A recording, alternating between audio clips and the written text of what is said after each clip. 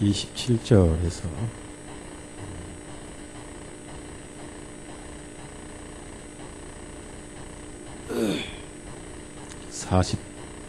40절까지만 봅시다. 27절 40절까지. 썩어 없어질 양식을 얻으려고 수고하지 말고 영원한 생명에 이르는 양식을 위하여이라. 이것은 인자가 너희에게 주리니 너는 아버지 하나님께서 그를 인치셨기 때문이라 하시니. 그들이 주님께 말하기를 우리가 어떻게 하여야 하나님의 일들을 하리이까. 예수님께서 대답하여 말씀하시기를 하나님의 일은 이것이니 곧 그분께서 보내신 일을 너희가 믿는 것이니라 하시니라. 그들이 말하기를 그러면 우리가 보고 선생님을 믿을 수 있는 무슨 표적을 보여주시겠나이까. 선생님이 하시는 일은 무엇입니까? 기록된 바 그가 하늘로부터 그들에게 빵을 주어 먹게 하셨다 한 것 같이 우리 조상들은 광야에서 만나를 먹었나이다.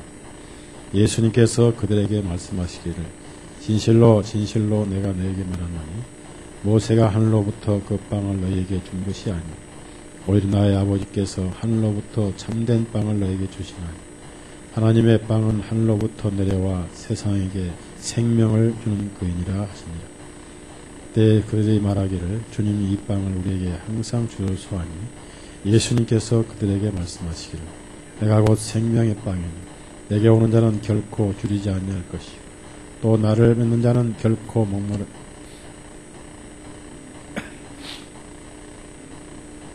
믿지 아니하노다 하였느냐. 아버지께서 내게 주시는 자는 다 내게로 올 것이요 내게 오는 자는 내가 결코 내게 쫓지 아니하리라. 내가 하늘로부터 내려온 것은 내 자신의 뜻을 행하려 함이 아니요 나를 보내신 분의 뜻을 행하려 함이니 이것이 나를 보내주신 아버지의 뜻이니 즉 그분께서 내게 주신 모든 자들 중에 하나도 잃지 아니하고 마지막 날에 다시 일으켜 세우는 것이니 나를 보내신 분의 뜻은 이것이니 아들을 보고 그를 믿는 자마다 영원한 생명을 얻는 것이요 마지막 날에 내가 그를 다시 일으키라 하시니라.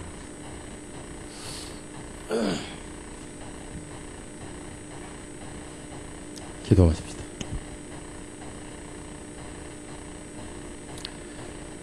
이제 얼마 있으면 오실 주님, 진실로 슬기로운 처녀가 되어서 하늘만 바라보고 기다리는 지혜로운 처녀가 이 땅에는 많지 않은 줄 압니다.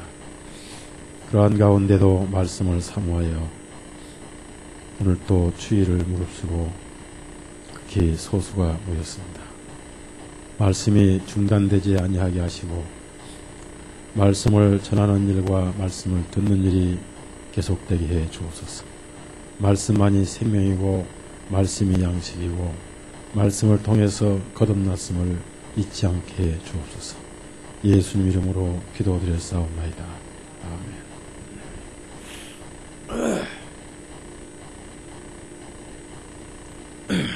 예, 요한복음 말씀 가운데요. 6장이 절이 가장 많은 절 중에 하나입니다. 그래서 6장이 이제 절이 얼마나 있냐면 71절까지 있죠. 물론 이제 이 절을 나눌 때는 사람이 나눴으니까 이제 큰 의미가 없지만은 어쨌든 말씀이 아주 길게 하신 말씀이다. 특별히 오병이어의 기적이 있고요. 또 이제 오병이어의 기적을 보고 예수님을 따라서 가버나움으로 사람들이 많이 왔는데 그 가버나움까지 따라온 그 배경이 뭐냐면은 메시아 그리스도를 알고 따라온 게 아니고 순전히 육신의 빵을 먹고 왔다. 그래서 돈 안 들이고 표적을 통한 배부름 때문에 찾아왔다. 무슨 말씀이냐면은 육신의 해답을 찾으려고 왔다.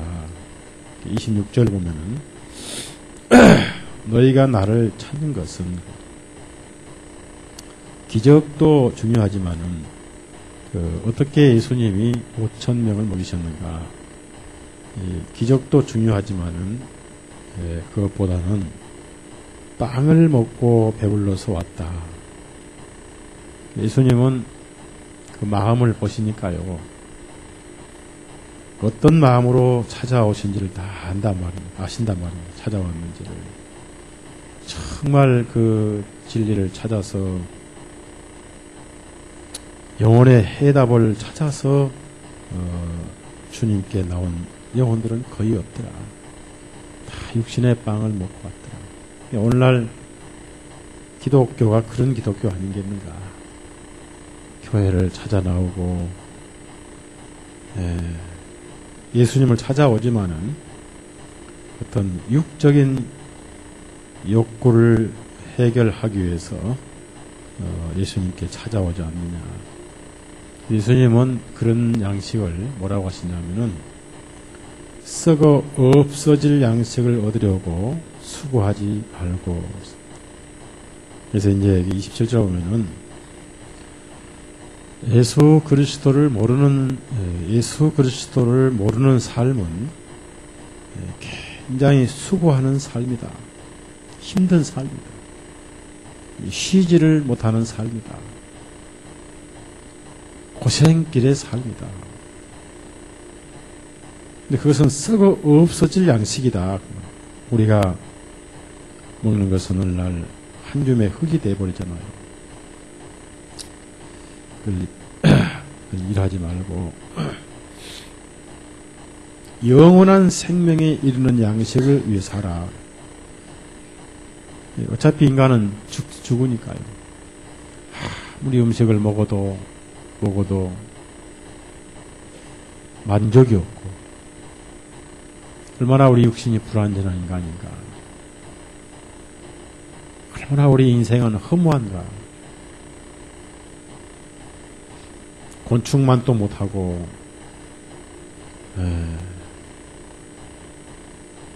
어떤 세상의 어떤 생물만도 못한 인간이 아닌가. 인간은 사계절 부지런히 먹어야 되잖아요. 근데 곤충이나 어떤 생물은요, 겨울잠이 있어요. 겨울은 일도 안 하고 먹지도 않고 잠만 잔단 말이에요. 왜 하나님 우리 인간에게는 겨울잠을 안 주셨는가? 우리 인간에게도 겨울잠 주셨다면은 안 먹고 일도 안 하고 잠만 푹 잘 것이 아니에요. 곤충만 또 못한 인간이다. 벌도 겨울잠을 자죠. 뱀도 겨울잠을 잡니다. 무슨 말씀이냐면은 영생을 얻지 못한 인생은 썩어 없어진다. 그냥 썩어 없어지면 되는데 인간에게는 영혼이 있잖아요. 영혼이 있기 때문에 영원한 생명에 이르는 양식을 위해서 하라. 영원한 생명을 위해서 그 생명을 이루는 양식을 위해서 하라. 그 열심이 좋은데 디베라에서 가버나움까지 찾아오는 그 열심은 좋은데 결국은 먹어도 배부르지 못할 썩어질 양식을 위해서 찾아왔지 않느냐. 그런 열심을 하지 말고 영원한 생명을 위한 열심을 가지고 하라. 그러시면서 그 27절 보면요. 이 영원한 생명은 인자가 너희에게 주리니. 그 당시 이스라엘 민족으로서는요, 이해가 안 가요. 이해가 안 가는 거예요. 어떻게 그 초라한 예수님이 이걸 줄 수 있단 말인가. 그래서 예수님 말씀을 생각지 않고요, 예수님의 환경이라든지 육신을 보면은 말씀이 안 들려옵니다. 왜냐하면은 우리 눈에 안개가 낀다든지 수건이 우리 눈에 가물거린다든지 그러면 말씀이 안 보인 것처럼 예수님을 육신적으로 보면요, 아무리 훌륭한 말씀이 나와도 그것이 안 들려오는 거예요. 그래서 하나님의 말씀은 환경을 보면 안 된다. 여기 보면은 너무 예수님이 초라하셨기 때문에 인자가 너희에게 주리니 이걸 전혀 이해를 할 수가 없었어요. 물론 이스라엘 사람들하고 영생에 관심이 없는 거 아닙니다. 영생에 관심이 많았습니다. 그러나 그 사람들은 예수님이 그것을 주시는 분이고 예수님 자신이 영생이라는 것을 전혀 알 수가 없었어요. 왜냐하면 육신만 봤기 때문에, 육신만 생각했기 때문에. 42절 보면요, 그래서 우리 마음속에 육신적인 게 있으면 말씀이 안 들어옵니다. 말씀에 어떤 육신을 적용시켜도 말씀이 안 들어오게 되어 있는 거예요. 42절 보면요, 또 그들이 말하기를 이 예수는 요셉의 아들로서 그의 부모를 우리가 알지 아니하느냐. 요셉의 아들이라고. 요셉의 아들이라고 그러잖아요. 그러나 성경의 예수님은 하늘로부터 내려왔다고 많은 말씀을 하십니다. 근데 요셉의 아들인 것만 강조를 했어요. 왜냐하면 그 가버나움은요, 나사렛 동네와 굉장히 가까운 동네인데, 나사렛은 산 꼭대기에 있고, 이 가버나움은 바다, 호수, 그 갈릴리 바다 북쪽에 붙어 있는 그 동네입니다. 해당이 있고요. 그래서 그 지역이 같은 갈릴리하고 나사렛이 가깝다 보니까 잘 안단 말입니다. 그래서 요셉의 아들로서, 요셉 하면은 너무나 초라한 목수 요셉 아니겠어요. 그래서 그의 부모를 우리가 알지 않냐느냐. 그런데 어떻게 그가 감히 그런 뜻이죠. 어떻게 감히 나는 하늘로부터 내려왔다 하느냐 그 말입니다. 이해가 안 간다 그 말. 모르니까 그렇죠. 모르니까. 무지가 죄라는 말이 있습니다. 그래서 예수님은 하나님께서 인치신 분이다. 인치했다 그 말은 도장을 찍었다. 도장을 찍으셨다. 오순절 성령님이 오셔서요. 아니 이제 침례 받으시고 성령님으로 인치신 것을 의미합니다. 자, 그런데 이것을 예수님 주신다. 어떻게 주시느냐? 이제 그게 문제죠. 28절 쭉 봅시다. 자, 그래서 그 썩어 없어질 양식을 얻으려고 이렇게 쓰게 날 따라오지 말고 그 먹으면 뭐 하느냐? 그거 봐야 4시간밖에 더 되느냐? 또 먹어야 되고 또 먹어야 되고 또 먹어야 되고 무슨 의미가 있느냐?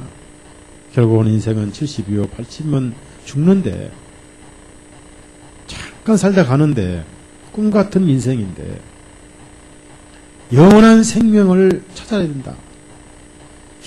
영원히 죽지 않는 생명을 찾아야 된다. 그것을 위해서 그런 열심을 가져라. 그것은 내가 바로 줄 것이다. 왜? 나는 하나님께서 인치셨기 때문이다.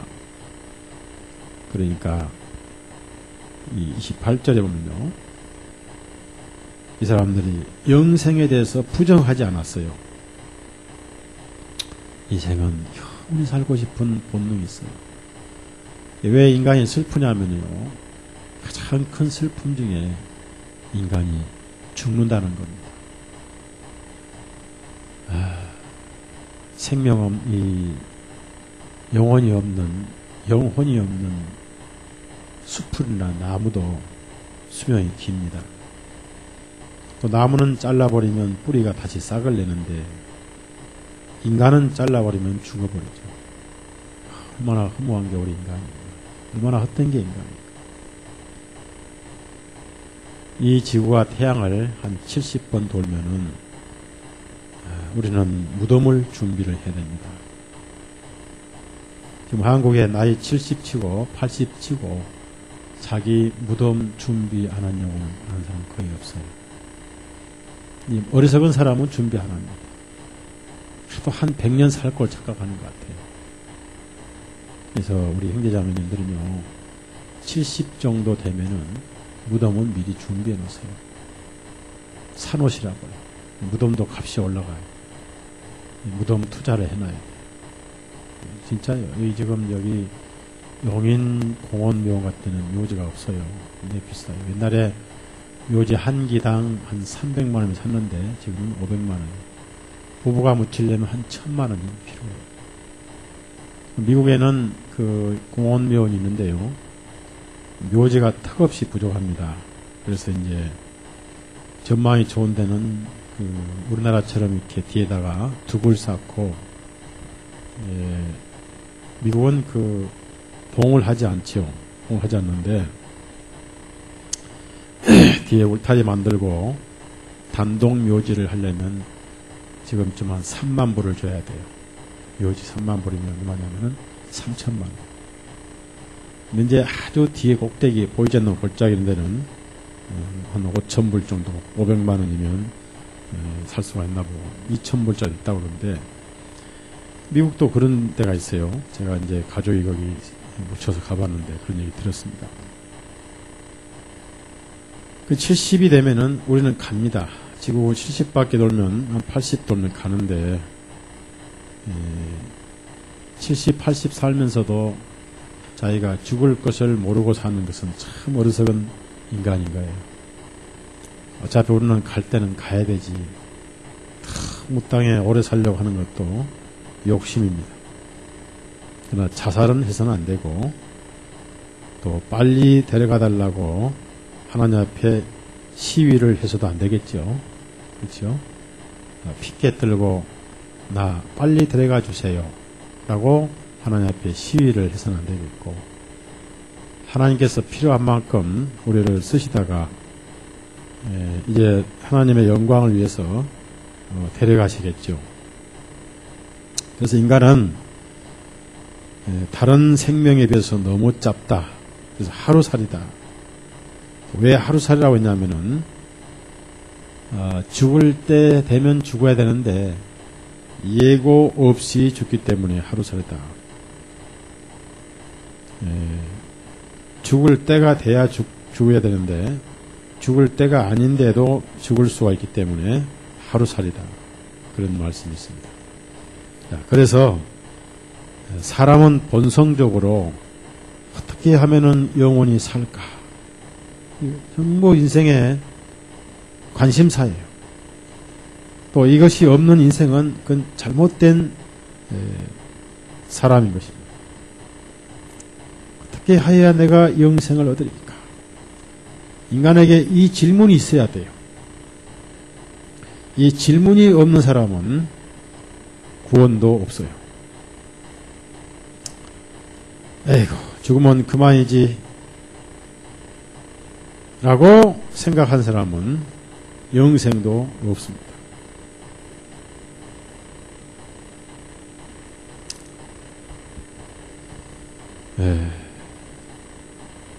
가장 어떻게 해야 내가 영생 얻으리까?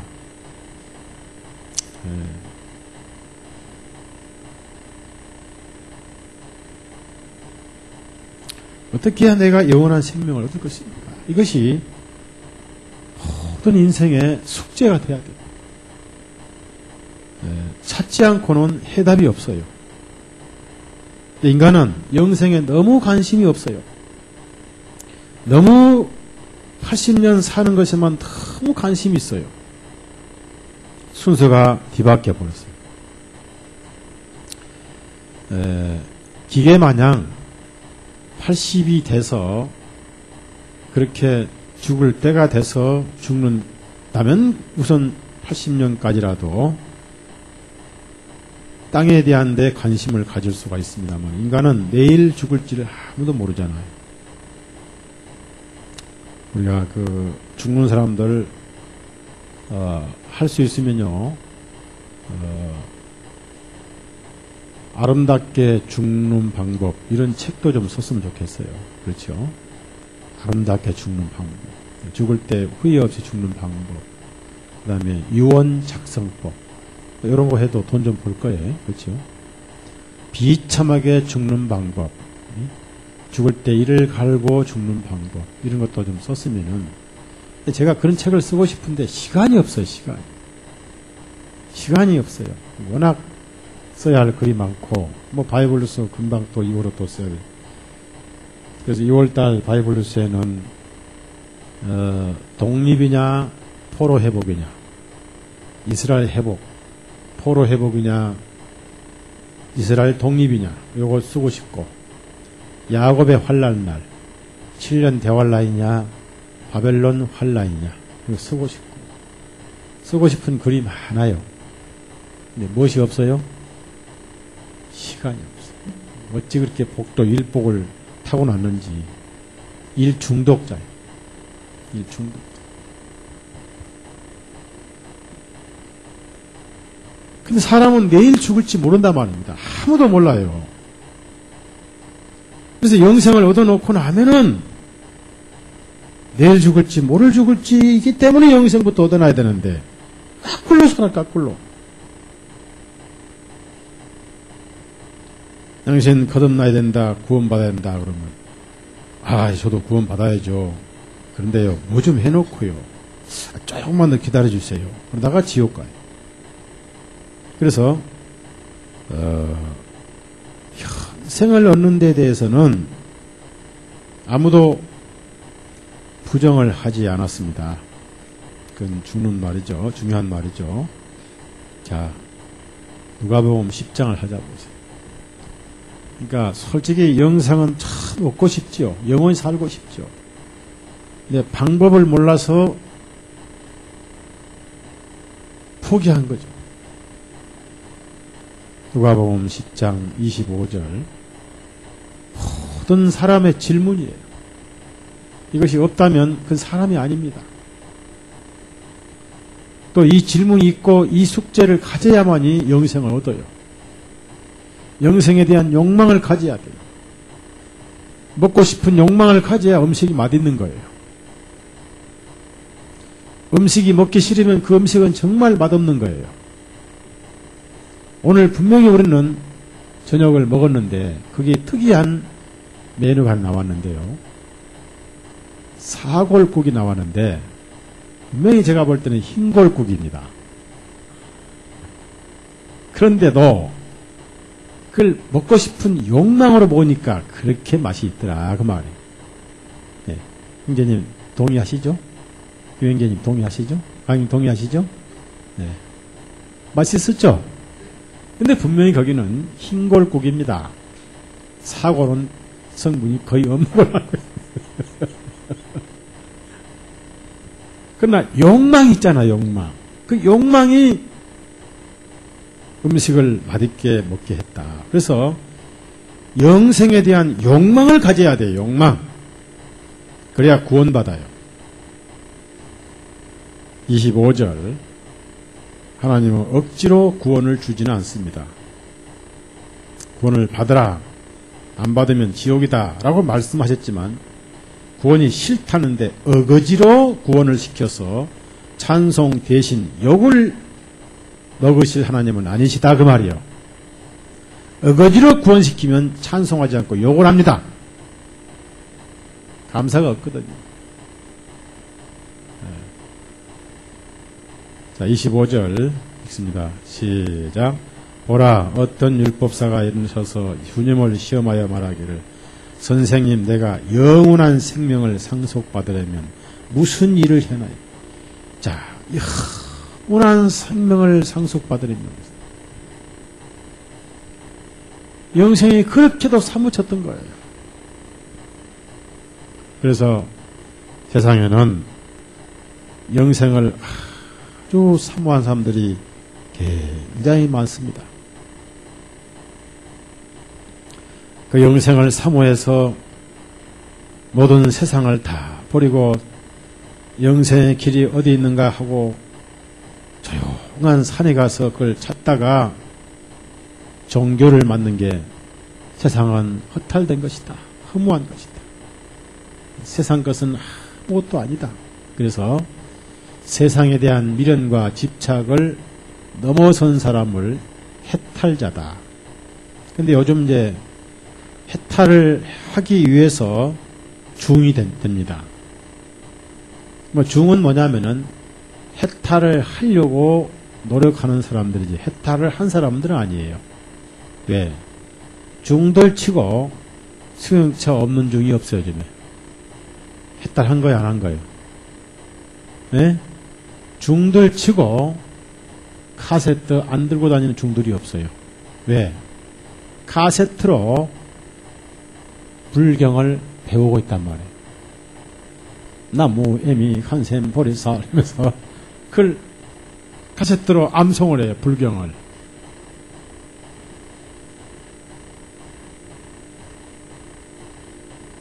그래서 인도 같은 데는 영생을 얻으려고 온갖 고행을 하지요. 영생을 얻어서 온 세상을 찾고 다니죠. 방랑시인 김상갓도 영생을 얻으려고 방랑하고 다녔던 거예요. 이것이 우리 인간의 숙제고 문제. 주님께서 그걸 뭐라고 말씀합니까? 내가 주리니. 따라합시다. 내가 주리니.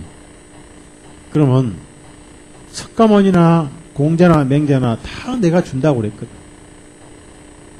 석가모니 분명히 자기 믿으면 해탈하면 극락세에 갔다가 다시 다른 생명으로 환생한다고 그랬잖아. 환생한다고 그랬어요. 근데 예수님은 그 사람들을 전부 강도고 절도라고 그랬어요.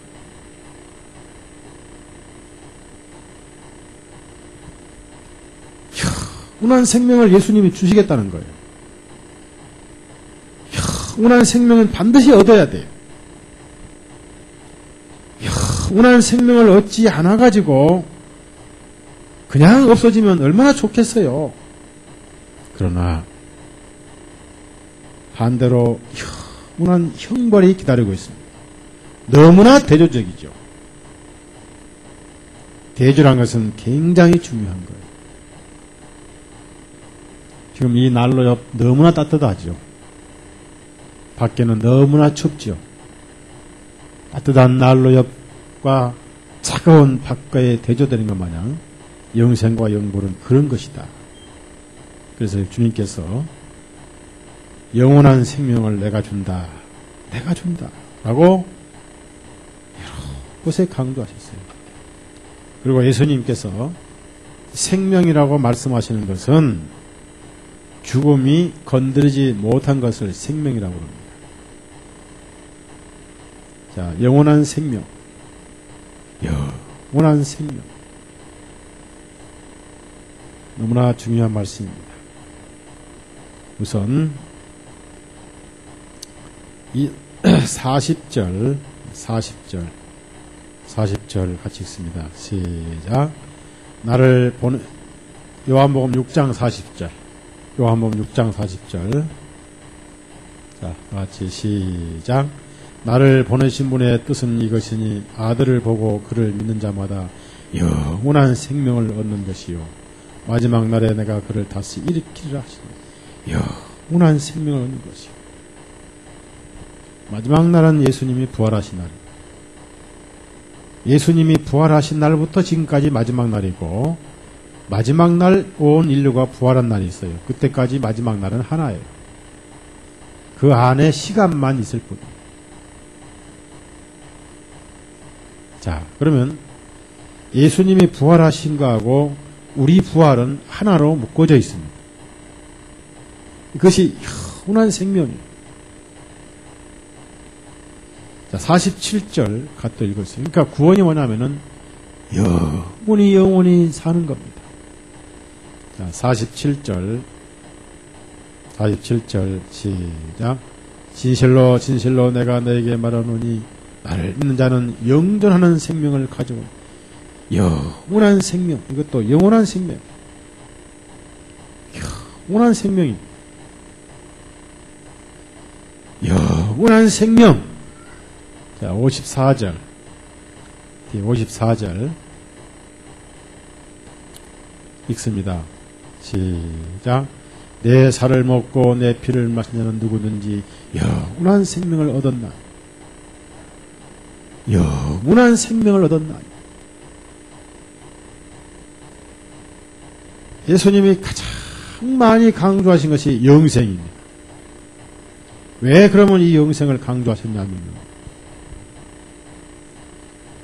모세 시대에 광야에서 먹은 빵을 먹은 사람은 다 죽었어요. 그것은 결코 영생이 아니었다. 결코 그것은 영원한 생명이 아니었다. 나는 영원한 생명을 줄 것이다. 그래서 광야에서 먹었던 빵을 먹은 사람들은 다 죽었습니다. 자, 58절. 그런 차원이 아니다. 그런 식의 빵을 찾아봐야 의미가 없다. 58절 있습니다. 시작. 하늘로부터 내려온 빵이기 때문에 너희 조상들이 만나를 먹고도 죽은 그것과 같지 아니하니라. 이 빵을 먹는 자는 영원히 살리라. 영원히 살리라.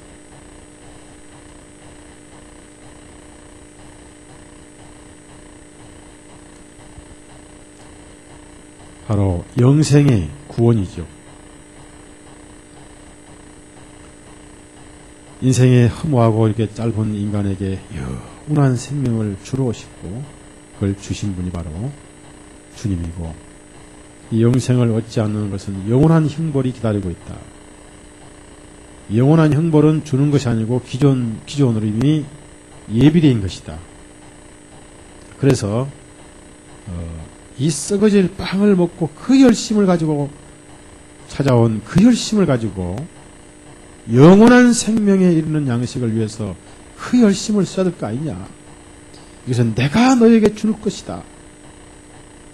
그랬더니 이스라엘 사람들이요, 영생은 다 마다하지 않았어요. 근데 그 사람들 사고방식이 뭐냐면은 영생을 선물로 얻는다는 것은 꿈에도 있을 수가 없는 거예요. 왜냐하면 이스라엘 사람들은 절대로 공짜가 없는 사람들입니다. 네, 그렇게 훈련 받아왔어요. 근데 우리는 가끔 공짜도 좋아할 줄 알아야 돼. 그래야 선물이 믿어져요. 무슨 말씀 이해하시겠어요? 공짜는 있을 수 없다 그렇고 믿는 사람은 구원도 공짜로는 못 받는다라고 생각을 해요. 근데 그쵸, 땀도 안 흘리고 일도 안 하고 맨날 공짜만 찾는 사람은 또 문제가 있죠. 귀한지 모르죠. 그렇죠? 그쵸, 일하고 열심히 살고 열심히 땀 흘려서 얻어야 되는데 어쩌다 한 번씩 공짜를 얻어야 그게 가치가 있죠. 공짜를 한 번도 안 얻어보셨어요? 예?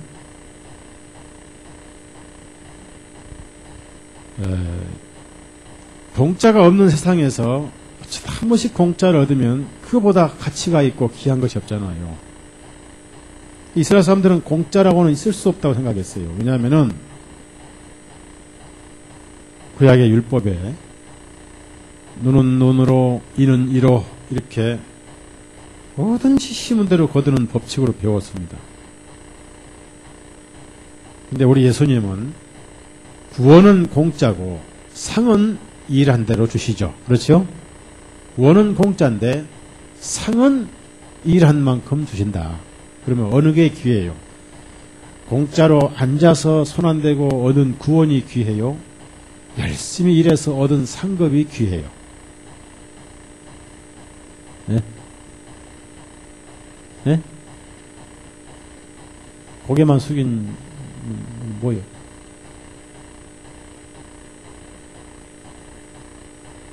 구원에 비하면 상급은 아무것도 아니에요. 구원받고 누리는 것 자체가 상급. 이스라엘 사람들은 이것을 몰라요. 머릿속에 무엇을 해야 되는 걸로 알고 있어요. 그것도 복잡하게. 그쵸, 이것저것 해야 돼. 613가 율법을 지키고 또 거기다 추가해서 과잉충성하고 또 하나님이 원치도 않은데 자기들이 뭘 추가해서 더 만들어서 더 침을 만들어 왔어요. 그것이 바로 하나님 말씀에도 없는 유전이에요. 유전. 자, 마태복음 15장. 유전은 이스라엘 사람들의 유전이지 하나님의 유전은 아닙니다. 이걸 과잉충성이라고 그래요. 근데 과잉충성은 나쁜 말로 말하면 과잉 가인의 재물이죠. 그렇죠? 과잉 가인의 재물. 마태복음 15장. 그 유전이 뭐냐면은 지나친 유전은 하나님 말씀을 파기하는 거예요. 1절에서 3절 시작. 그때 예루살렘에서 온 서기관들과 바리새인들이 예수님께 나와 말하기 어찌하여 선생님의 제자들은 장로들의 유전을 어기나이까 그들은 빵을 먹을 때 손을 씻지 아니하였나이다 하니라. 그러나 주님께서 그들에게 대답하여 말씀하시기를 너희는 또한 어찌하여 너희 유전으로 하나님의 계명을 어기느냐. 지나친 유전은 하나님 말씀을 어기는 거예요. 그것은 뭡니까? 하나님의 말씀에 없는 과잉충성은 힘써 하나님의 의를 복종하지 않는 과잉 불복종이 되는 겁니다. 자, 로마서 10장 3절. 그래서 영생은 얻고 싶은데 영생은 절대로 필요한 것은 공감하는데 많은 일들을 해야만이 영생 얻는 걸로 머리가 탁 굳어졌어요. 뭔가를 해야 돼. 그래서 안 하면 불안하고 하면 그것이 위로가 됩니다. 자, 3절 시작. 이는 그들이 하나님의 의를 모르고 자기들의 의를 세우려고 애쓰면서 그들 스스로 하나님의 의에 복종하지 아니하였기 때문에 애쓰면서 복종하지 아니했다. 자, 그러면은 열심히 하면 마음의 위로가 되고 안 하면 불안한 것은 결국 자기 자신을 믿는 것이죠. 그렇죠? 자기 의를 믿는 거죠. 자기 행위를 믿는 거죠. 자, 많은 사람들이 주일날 11시부터 12시 반까지 말씀 듣고 가서 집에서 텔레비 보고 저녁에 영화 보고 그러면서도 11시에서 12시 왔다 가면 주일을 지켰다고 그러죠. 주일 지킨 거요? 시간 지킨 거요?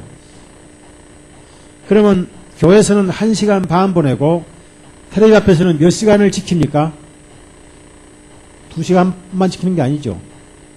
아침부터 9시까지 텔레비 보고 또 11시부터 12시 반까지만 교회 와서 예배 드리고 가는 시간 한두 시간 잡고 점심 먹고 3시부터 죽치고 앉아서 보고 또 한숨 자고 저녁 먹고 또 저녁 먹고 쉬었다가 12시 1시까지 보죠. 그러니까 주일 성수요, 텔레비 성수요. 이건 위선자예요. 그 젊은 청년들은 컴퓨터 앞에서 인터넷 지키죠. 그러니까 주일 성수요, 인터넷 성수요. 그 다음에 젊은 청년 형, 자매들, 자매님들, 핸드폰 앞에서 하루 몇 시간씩 지킵니까? 그저 문자 메시지 보내고 있고 하느라고 그저 일주일 내내 거기에 성수한 시간이 굉장히 많지요. 솔직히 위선자들이에요. 주일 성수한 사람은 아무도 없어, 세상에. 아무도 없습니다. 없고 말고요. 그렇죠? 11조 지키면 위로가 된가요? 11조는 무조건 수입과 소득의 11조입니다. 자, 어디 가서 사이다 한 병 얻어먹었다. 한 컵 얻어먹었다. 그거 먹으면 안 돼. 그 사이다 한 컵을 저울에 달아서 10분의 1을 떼서 교회에 갖다 줘야 돼요. 나머지 9분의 1만 마셔야 돼. 누가 빵을 하나 줬다. 그거 먹으면 안 돼. 저으로 달아서 10분의 1은 교회가 바치고 나머지 9분만 자기가 먹어야 돼. 대한민국은 누가 11조 전부 위선자예요. 11조 시킨 사람 아무도 없어요. 누가 화분 하나 가져왔다. 이거 10분의 1 뽑아다 교회다 바쳐야 돼. 없어요. 그런 것은 할 수 없다는 것을 깨닫기 위한 율법이에요. 못해. 한다면 그건 거짓말쟁이고 위선자예요. 이걸 모르고 뭘 해서 위로받겠다는 거예요. 뭘 해서. 예배당 와서 실컷 자고도 말씀 안 듣고 가고도 왔다 가면 주일 지킨 거예요. 그리고 위로가 된 거예요. 네.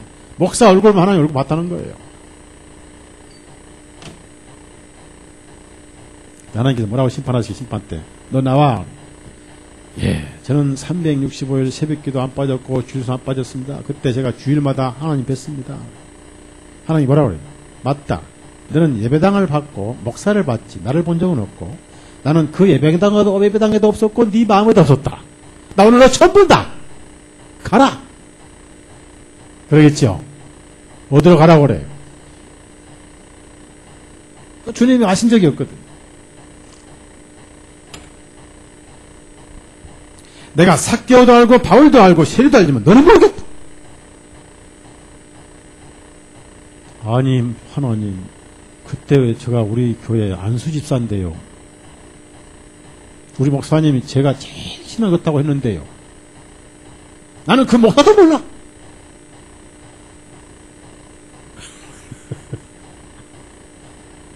그럴 거라고 말이야 심판 때.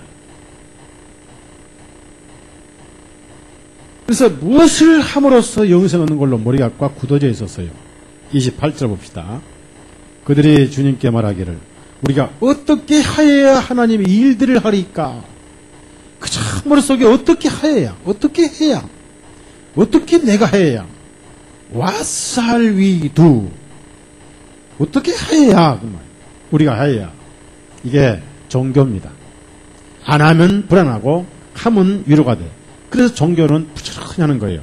그거에 바로 외적 볼 때는 굉장히 경건하고 열심 있는 신앙인데 그거 안 하면 죽죠. 그 열심이 자기 주님이죠. 그 열심이 자기 안식이죠. 그렇죠? 그게 가인의 애물이죠. 그래서 그 일은 많습니다. 끝이 없습니다. 그래서 하나님의 일들이라고 복수로 나와요. 하나님의 일들이. 자, 지금까지 그렇게 해왔지만은 아직도 영생은 해답을 얻지 못했어요. 그렇습니다. 율법 아래 있으면 결코 영생을 얻지 못합니다. 그때 예수님은 그 복잡한 일들인 의미가 없고 일은 하나다. 29절 예수님께 대답하여 말씀하시기를 하나님의 일은 이것이니. 그래서 하나님의 일은 단수입니다. 그래서 더 워크라고 해요. 앞에 정관사가 붙어 있어요.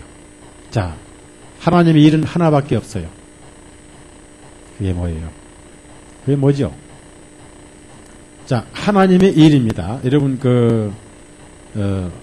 this is the work of God 이거든요. 그러면 이것이다 그 말은 하나님의 일이다. 그러니 결국 사람의 일이요, 하나님의 일이요. 자, 그러면 사람의 일은 있는 거예요, 없는 거예요? 예? 없죠? 없죠? 하나님의 일. 예수님이 오셔서 피 흘리신 게 하나님의 일이에요. 우리가 믿는 것은 그럼 일인가요? 아닌가요? 예? 우리가 믿는 건 일도 아니에요. 우리가 믿는 건 쉬는 거예요. 일이 아니에요. 일은 힘들고, 일은 어렵고, 아이고, 라고 한숨 쉬는 것인데, 이 믿는 것은 일이 아니고 쉬는 거라 그 말이에요. 그러니까 일이 없는 거예요. 아무것도 안 하는 거예요.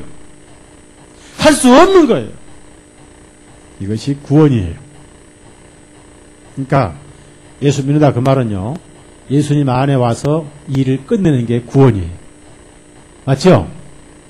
일을 하는 게 아니라 쉬는 게 구원이에요. 이래서 이단이죠. 네? 이래서 이단이에요.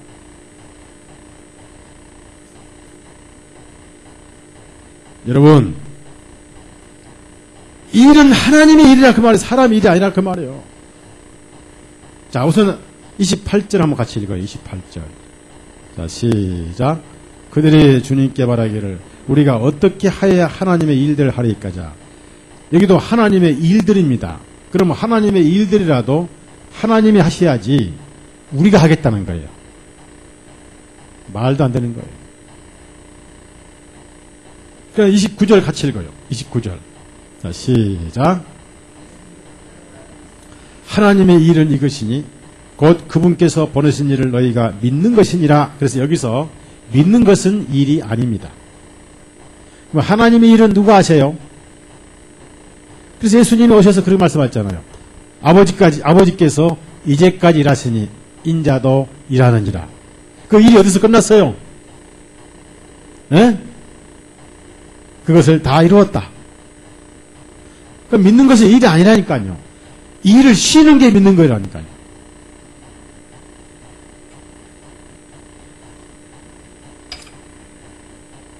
우리가 하나님의 일을 하려고 하는 것을 일도 아니고 일들이죠.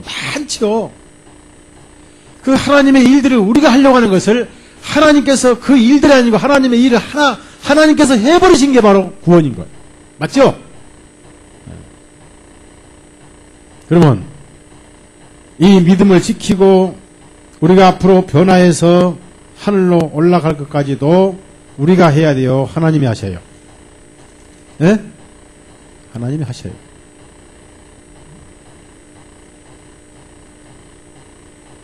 하나님께서 다 하셔요.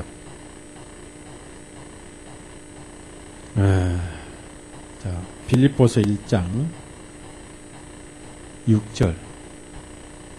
그럼 믿는 것밖에 없어요. 믿는 것밖에. 쉬는 거예요. 쉬는 거예요. 그게 영생 얻는 거예요. 영생을 얻었기 때문에 쉬는 거예요. 마음 놓는 거예요.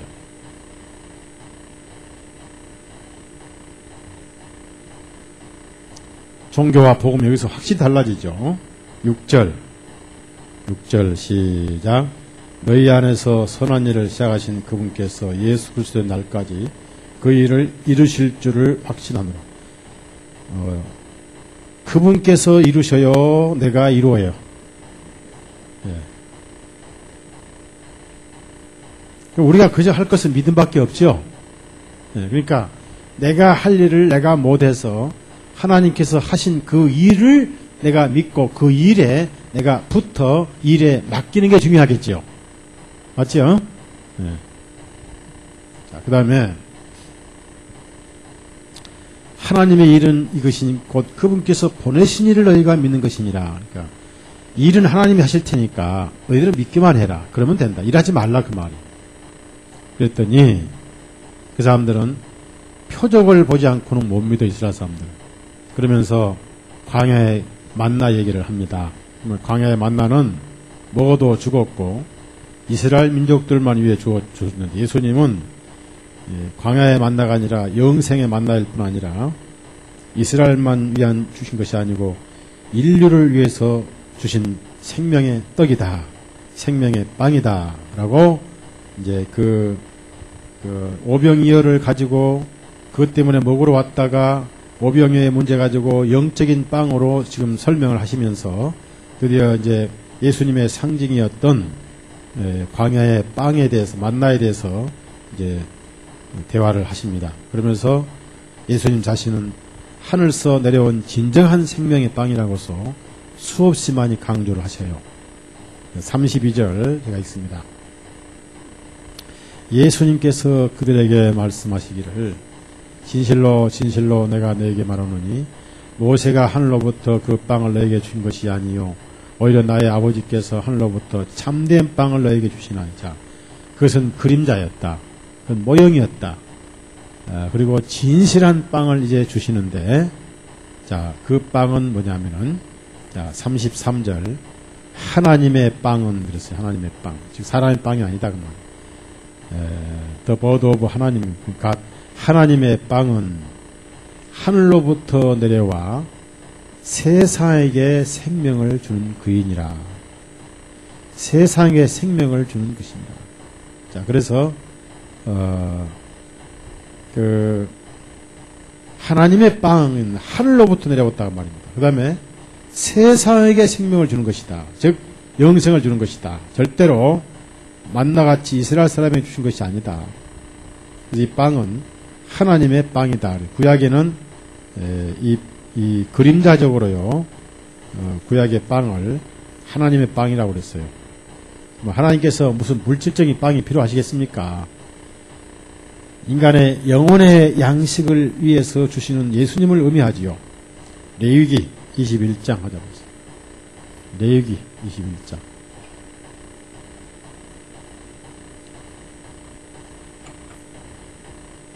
자, 21절, 22절. 만 읽습니다. 시간상. 21절, 22절 읽습니다.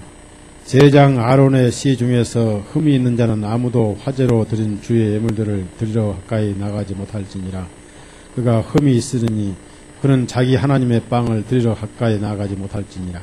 그는 그의 하나님의 빵, 즉 지극히 거룩한 것과 거룩한 것을 다. 여기서 하나님의 빵이라고 그럽니다. 하나님의 빵. 자, 그러면은 하나님의 빵은 세상에 생명을 주는 것인데, 이제 예수님 자신을 하나님의 빵이라고 그럽니다. 근데 그 빵을 먹고 배부른 게 기억이 나서 아무리 영적인 말씀을 하셔도 육적인 사람들은 도무지 그 말씀을 까꿀로 알아들어요. 이것을 우리나라에서는 무슨 무답이라고 그러죠? 동문, 성경적으로는 천문지답, 영문육답이라고 그러죠. 네, 영문육답. 자, 34절 봅시다. 그러자 그들이 말하기를, 그때 그들이 말하기를, 주님, 이 빵을, 즉 세상에 생명을 주는 빵을 우리에게 주시되 항상 주소서. 네, 우리에게 주소서. 우리에게 주사 그 말이에요. 이 사람들 이 빵이 생명, 영생을 위한 예수님을 의미한 게 아니라 그냥 물질적인 빵을 의미했던 거예요. 그래서 그 빵을 먹고 생명 얻고 싶다고 말이에요. 어떤 초자연적인 기적을 요구한 거예요. 그러니까 예수님이 이제 또 조금씩 깨우쳐 가십니다. 여러 번 반복하셨는데 뒤에 가서는 다 도망가 버렸어요.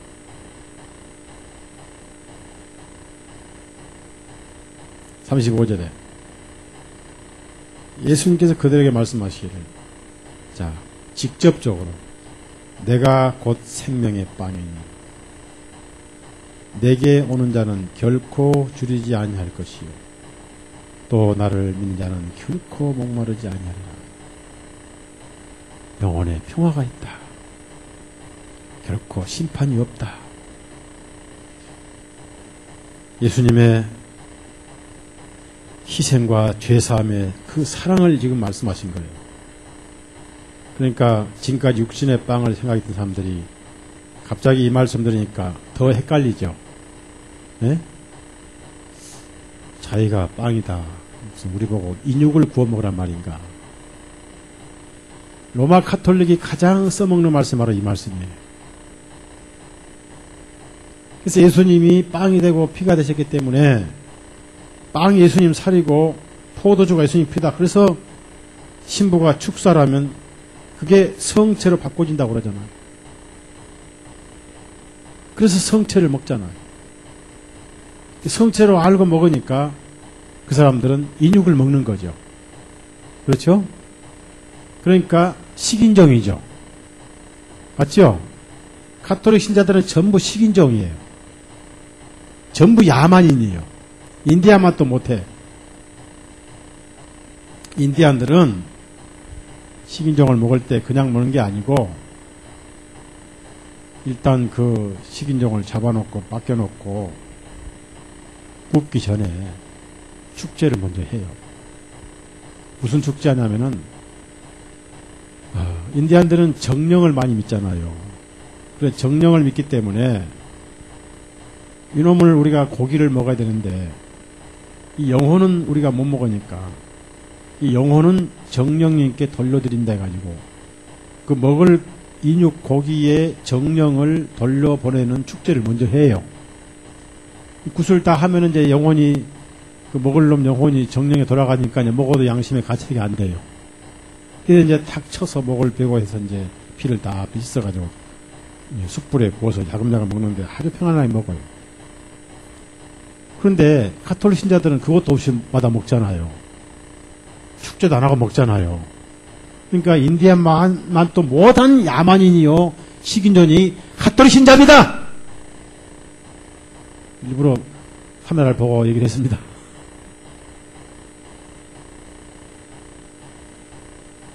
그 사실이에요. 예수님 몸으로 알고 믿어요. 여러분 가톨릭 신자 만나서요. 성병이라고 그래요. 성병, 성체.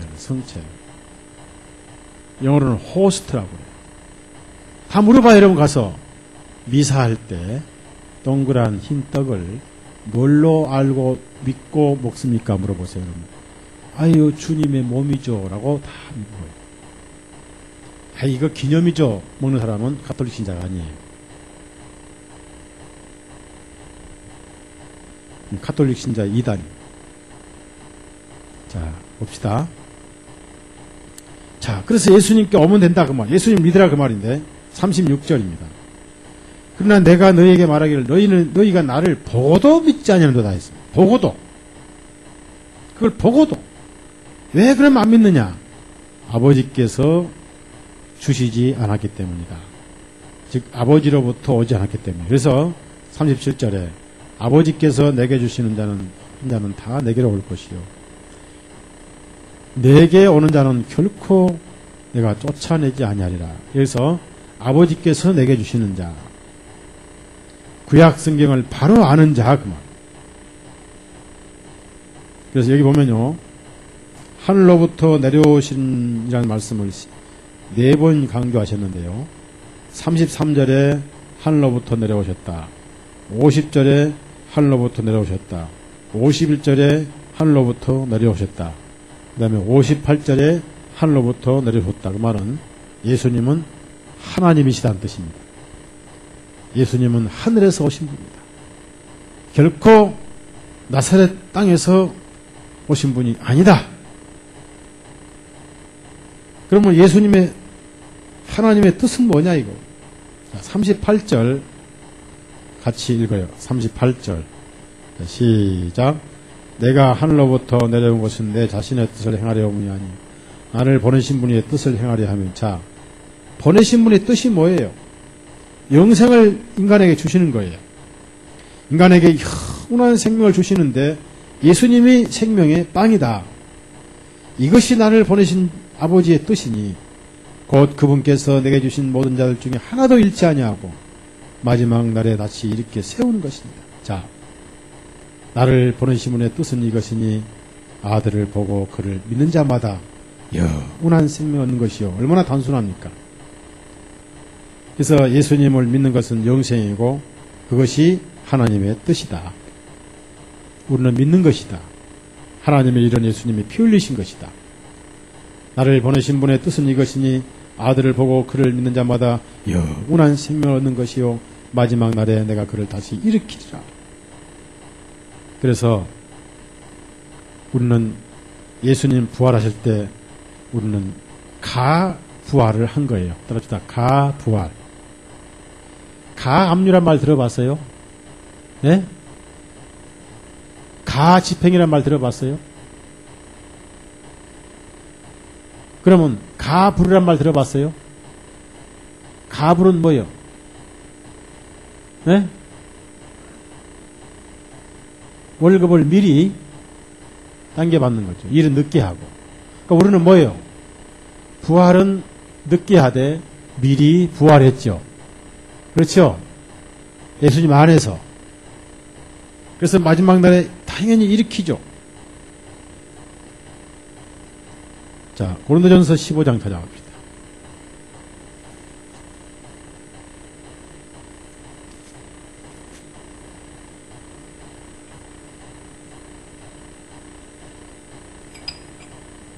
고린도전서 15장 그러면 이제 세상 끝이 오는 거예요. 자, 고린도전서 15장 21절에서 24절까지 같이 읽겠습니다. 이는 사망이 사람을 통하여 온 것 같이 죽은 자의 부활도 사람을 통하여 왔기 때문이라. 아담 안에서 모두가 죽은 것 같이 그리스도 안에서 모두가 살아나게 되리라. 그러나 각자 순서대로 되리니 첫 열매인 그리스도시요 그 다음에는 그리스도께서 오실 때 그분께 속한 사람들이라. 그때는 끝이 오리니 주님께서 모든 통치와 모든 권위와 권능을 피하시고 그 왕국을 하나님 아버지께 넘겨드리실 때라. 그래서 여기 보면은 첫 열매인 그리스도시요 했고요. 그러니까 첫 열매는 예수님밖에 없고 예수님 이후에 부활한 사람은 없습니다. 살아난 사람은 있어도 부활을 한 사람은 없어요. 무슨 말이냐? 살아난 사람과 부활은 달라요. 자, 물어봅시다. 살아난 것은 뭘 의미하죠? 네? 죽었다가 다시 이 생명으로, 이런 생명으로 살아난 것이고, 부활은 뭘 의미해요? 네? 자, 우선 부활은, 제가 부활하면 지금 안경 써요, 안 써요? 네? 안 쓰고. 다시는 감기 들어요, 안 들어요? 살아난 것은 또 감기 들고, 또 밥 먹어야 되고, 부활하면 밥 먹어요, 안 먹어요? 영원한 생명 바꿔줘요. 그러니까, 첫 번째 부활하신 분은 예수님밖에 없어요. 그리고 앞으로 오실 때 붙은 속한 사람만 부활해요. 신구약의 모든 그리스도인들이 그때 부활합니다. 자, 그러면은 예수님 부활하시고 부활한 게 아니고 살아난 사람들이 얘기가 있습니다. 자, 마태복음 27장. 그러니까 예수님 외에는 아무도 부활한 자가 없어요. 살아났을 뿐이지 부활이 아니에요. 52절, 53절. 이게 부활이 아닙니다. 살아난 거예요. 부활은 예수님 한 번뿐이고 마지막에 딱 한 번 있어요. 생명 부활, 심판의 부활.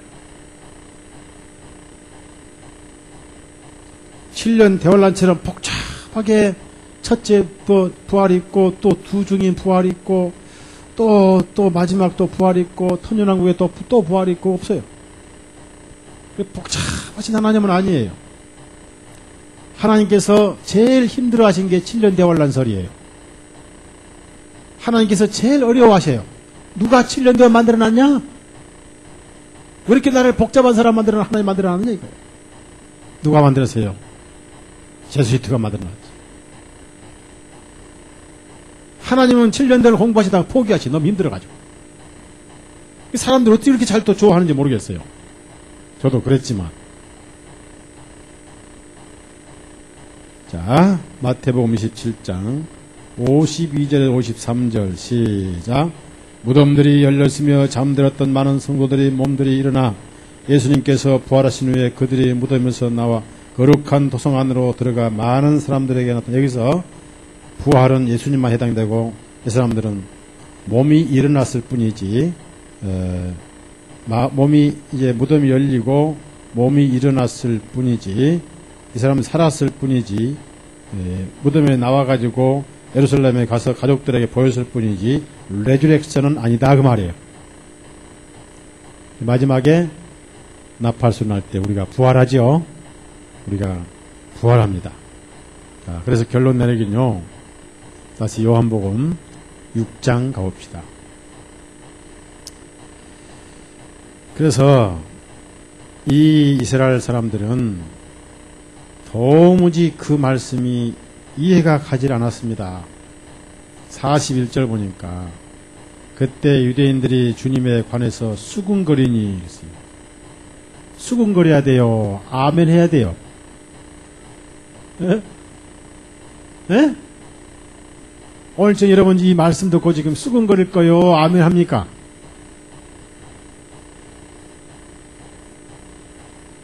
여기서 아멘 하는 사람은 아무도 없었어요. 전부 수근거렸어요. 왜? 나는 하늘로부터 내려온 빵이라고 하셨기 때문이다. 이거 정신이 나간 사람 아니고 할 일만 해요. 옷에 옷도 되게 초라하고 옷도 못 입어가지고 가난하셔가지고 아주 가난한 목수의 옷이지. 이건 누가 봐도 철로 남루하지 생기기는 덥수로 생겨가지고 뭐 고운 모양도 훅채도 없지. 손 보니까 완전히 거칠지. 뭐 손톱도 깎나 깎아지고 뭐 수염도 길고 막 이빨도 상당히 안 닦으신가 안 닦으시지 않느냐. 하여튼간에 외모로는 볼품이 없는 분이 그런 분이 나는 하늘에서 왔느니라니까 약간 이건 오늘날 그런 분이 오셨다면 막 100% 일일이 불러다가 정신병원에 딱 보내야 맞단 말이에요.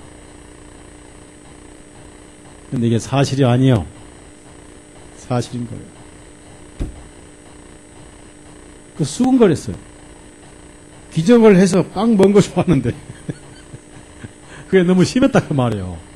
아 그런 말 하지 말고 계속 빵이나 주시지. 그렇다고 이제 떠나기 싫어. 혹시 또 빵이 나올지도 모르니까. 그 다음날 빵은 계속 줬어요? 안 줬어요? 그날로 끝내버렸어요. 내가 봐도 미워서도 안 주겠어요.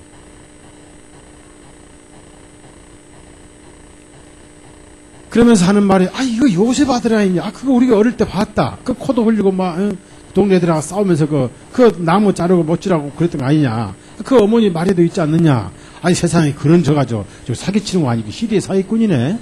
뭐 하늘에서 내려와? 뭐 빵을 줘? 뭐 자기 살을 줘? 이런 사기꾼이. 그런데 어제는 또 왜 이렇게 빵을 우리가 먹었지? 알쏭달쏭이지? 헷갈리네? 그래서 주님께서 다시 말씀하시기를 너희는 서로 수근거리지 말라.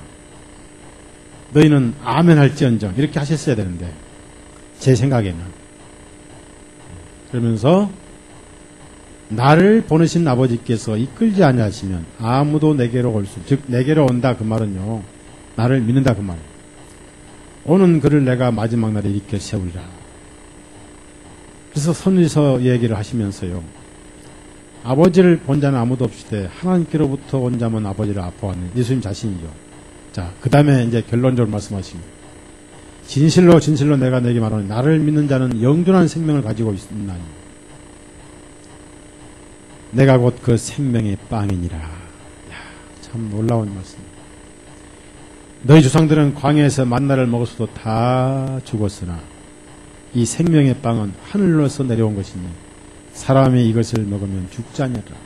영생을 얻으리라. 나는 하늘로서 내려온 살아있는 빵이니 누구든지 이 빵을 먹는 자는 영원히 살리라. 내가 줄 그 빵은 이 세상의 생명을 위하여 죽는 나의 살이니라.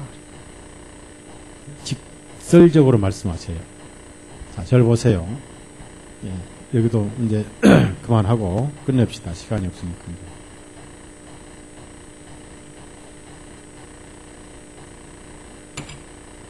자, 다른 성경을 보니까 오병이어로 5,000명 먹이실 때 3일간을 굶었어요. 3일간을 굶었으니 눈이 돌아요, 안 돌아요? 예? 3일 굶어서 뭐 하는 사람 없다고요? 예? 그러니까 여러분도 3일을 굶어봐요. 아무 데고 뜯어먹고 싶어요. 저는 금식해봤잖아요. 그러니까 모든 게 다 맛있게 보여요. 3일을 굶은 사람에게 보리빵을 주었으니까 먹었고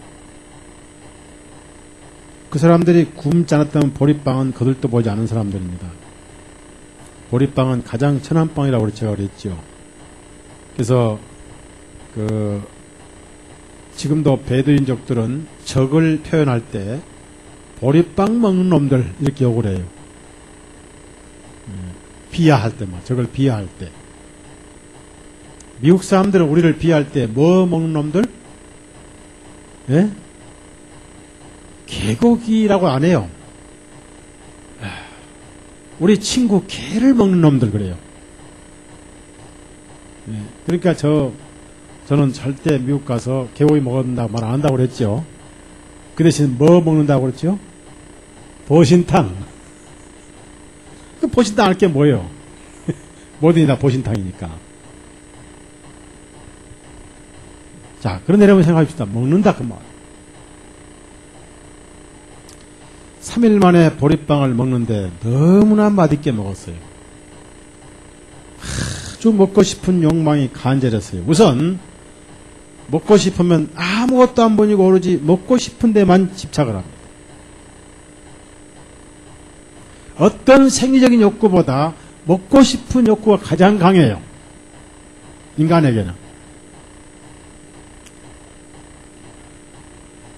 그래서 빵이 보인다. 그때 빵이 딱 3일 걸으면 빵이 딱 보이면 당장 뱃속에서 무슨 소리가 나와요? 그 다음에 목에서 무엇이 넘어가요? 그 눈이 커져야 안 커져요? 그리고 입이 몇 번 24가지죠. 그렇죠? 이런 식으로 예수님을 찾으라 그 말이에요. 예수님을 그렇게 찾으라 그 말이에요. 그 다음에 두 번째는 그 5,000명 가운데 부자도 있지만은 주로 가난한 사람들이 많이 따라다녔어요. 그러면 그 당시 남편들은 다 징병으로 끌려가고 과부들이 많았고 아이들이 많았는데 노인들 아이들만 주로 남았고 30대는 다 끌려갔어요. 거의 다 끌려갔어요. 월급 많이 주니까 로마 군인들. 자, 주로 가난한 사람들이니까 예수님께 그날 찾아와서 난생 처음으로 배가 부르게 먹어본 사람도 많을 거라 그 말이에요. 그렇죠?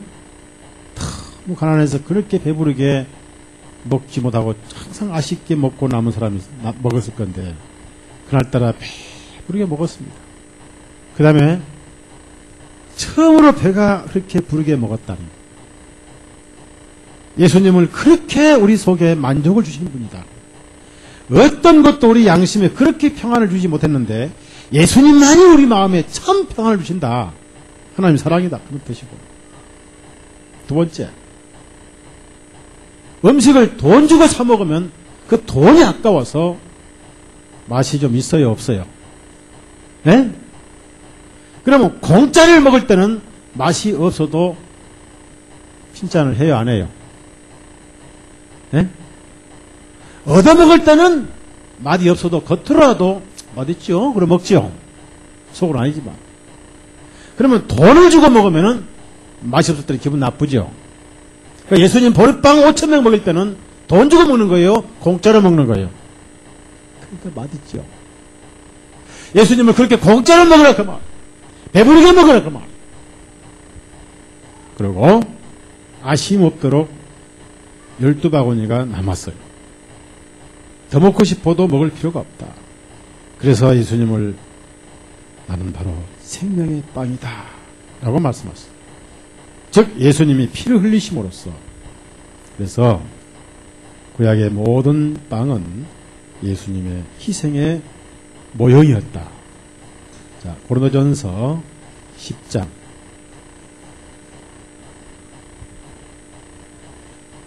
1절에서 4절까지. 정말 우리가 예수님을 이렇게 맛있게 먹듯이 예수님을 완전히 음식을 갈구하고 착구하듯이 즐기듯이 이렇게 주님을 먹는 거예요. 자, 우선 먹으면서 즐겁고 배가 부르고 마지막에는 그 음식이 육신의 생명이 되죠. 영양분이 되죠. 그 육신의 힘으로 우리가 살아가죠. 자, 10장 1절에서 4절. 자, 시작. 형제들아, 이제 나는 너희가 모르는 것을 원치 아니하노니 곧 우리 조상들 모두가 구름 아래 있었고 모두가 바다를 통과했으며 또 모두 구름과 바다 안에서 모세에게 속하여 침례를 받았고 또 모두 같은 영적인 음식을 먹었으며 모두 같은 영적인 음료를 마셨으니 이것은 그들의 뒤를 따르던 그 영적인 반석으로부터 마셨나니 그 반석은 곧 그리스도이셨다. was Christ라는 거예요. 그것은 그리스도이셨다.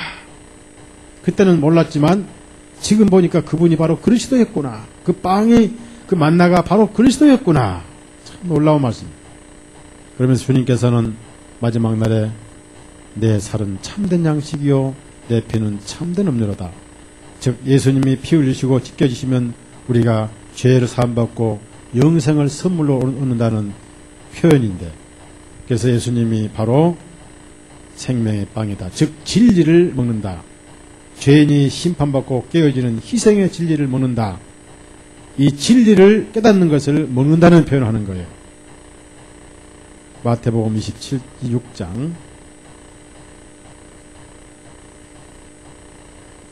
그래서 복음을 깨달은 사람은 예수님의 살과 피를 먹어서 영생을 얻은 사람들이에요.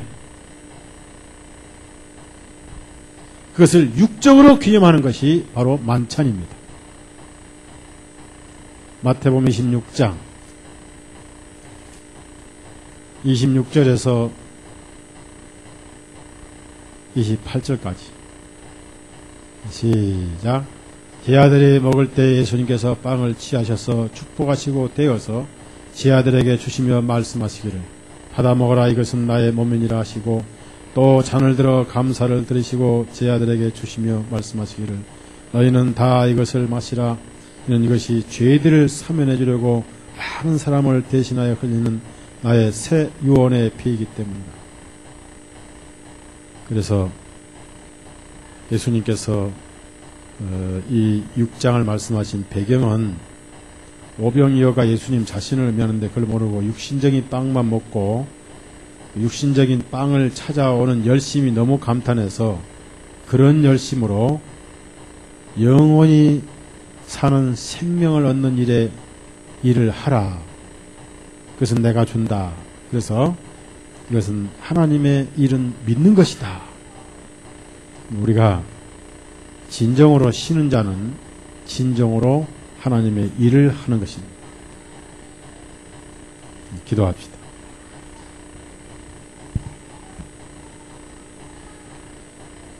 참으로 감사하신 주님,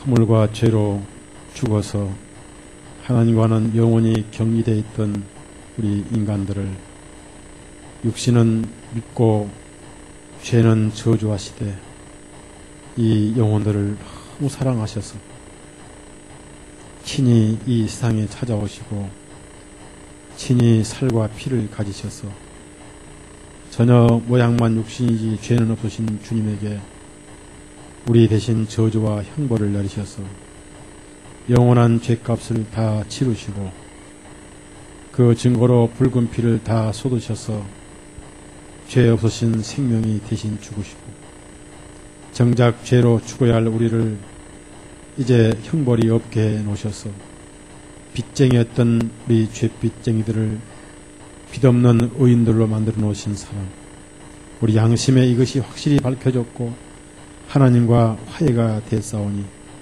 이 복음을 통해서 복음을 증거를 삼고 복음을 증표로 삼고 확실한 평안을 가지고 우리 영생 얻기 위해 애써왔던 삶은 이제 쉬게 하시고 참으로 쉬는 자는 진정의 하나님의 일에 동참한다는 사실, 하나님의 보내신 자를 믿는 것이 하나님의 일이니라. 오늘 말씀을 기억하고 우리가 이루지 못한 일들을 다 이루놓으신 주님, 그래서 우리는 예수님을 우리의 구주로 믿고 영생을 선물로 얻었으며 약속의 말씀만 믿고 마지막 날을 기다리고 있사오. 믿는 자는 천국에서 만날 것이라 하신 말씀이 진리인 줄로 압니다. 오직 믿음으로 하나님을 기쁘게 여기고 믿음이 없이는 하나님을 기쁘게 할 수 없다 하신 말씀, 아벨도 믿음으로, 아브라함도 믿음으로, 노아도 믿음으로, 에녹도 믿음으로 구원받고 믿음으로 살다가 믿음으로 하늘에게 이를 줄 믿사오니 우리 형제자매님들이 마지막 때 믿음만 붙들고 살게 해 주옵소서. 예수님 이름으로 간절히 기도드렸사옵나이다. 아멘. 마치겠습니다.